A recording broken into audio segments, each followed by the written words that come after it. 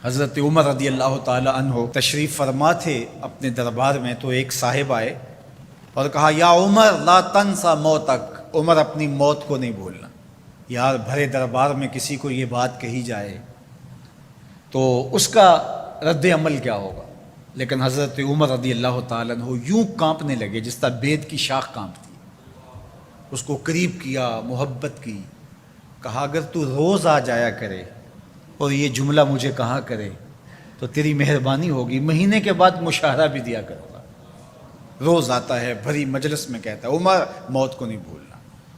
ایک دن وہ آیا، آپ نے اسے بلایا، محبت کی اور اس کو مشاہرہ دیا اور الوداع کہنا چاہا، تو اس نے کہا کہ میرے سے کوئی گستاخی ہو گئی؟ کہا نہیں، کوئی ایسی بات نہیں۔ کوئی اور شخص آنے لگا؟ فرمایا نہیں۔ تذکیر موت کی ضرورت نہیں رہی؟ فرمایا نہیں، ایسی بھی کوئی بات نہیں۔ تو پھر مجھے چھٹی کیوں دی جا رہی ہے؟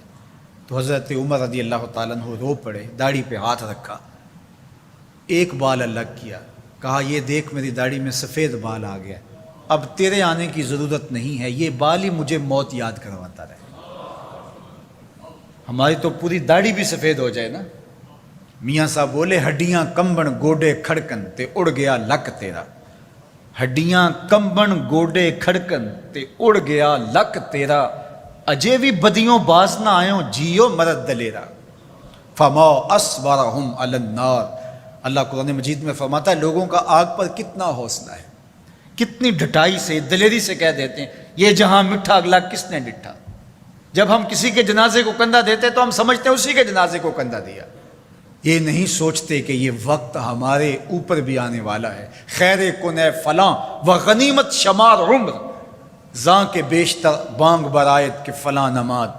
شیخ سعدی فرماتے ہیں کہ اے صاحب نیکی کر لے اور غنیمت شمار کر اس عمر کو، اس سے قبل کہ تیرے لیے بھی اعلان ہو جائے کہ فلاں بھی چلا گیا۔ پہلے تو سپیکروں میں اعلان ہوتا تھا، فیس بک پہ خبر آتی ہے فلاں بھی چلا گیا، فلاں بھی چلا گیا۔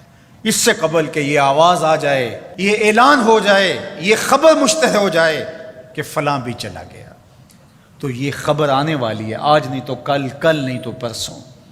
تو کہا کثرت کے ساتھ موت کو یاد کرو، اس سے تمہارے دلوں کا زنگ اترے گا، تم اپنی آخرت کی طرف متوجہ ہو گئے۔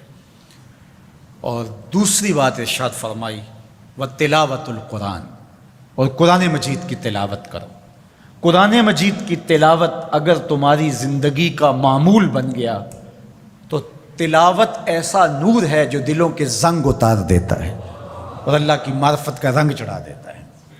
اس لیے دو چیزیں دلوں کے زنگ اتارتی ہیں، ایک کثرت کے ساتھ موت کو یاد، اس کے لیے کوئی نصاب نہیں پڑھنا پڑتا، کسی کے پاس جا کے بیٹھنا نہیں پڑتا، یہ خاموش مبلغ ہے، اس مبلغ کو سننے کے لیے سفر کر کے نہیں جانا پڑتا، اس کو کسی ٹیپ ریکارڈر کے اندر محفوظ کر کے کان کے ساتھ نہیں لگانا پڑتا، کوئی بٹن آن نہیں کرنا پڑتا، اب لائٹ ہے اب سن سکوں گا، اب لائٹ چلی گئی اب نہیں سن سکوں گا، اس کے لیے کوئی وقت متعین اور مقرر نہیں ہے۔ یہ ایسا مبلغ ہے، یہ خاموش واعظ ہے، جب چاہو اس کو سن سکتے ہو۔